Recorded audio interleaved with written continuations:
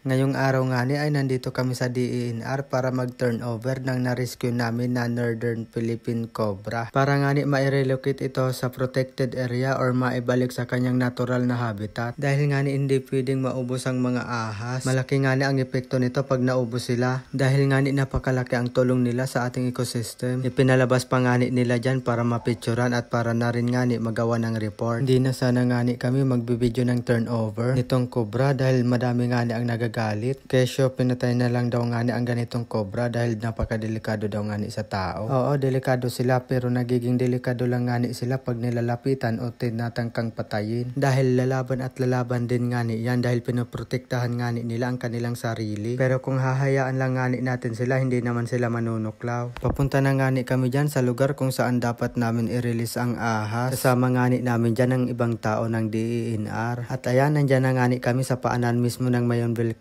sa protected area kung saan wala nang pumupuntang mga tao, kung saan safe ang ahas at hindi siya mapapatay ng mga tao. Sana nga ni ay maintindihan ng ibang mga tao kung bakit namin ito ginagawa para lang naman nga ni ito sa atin at sa ating ecosystem.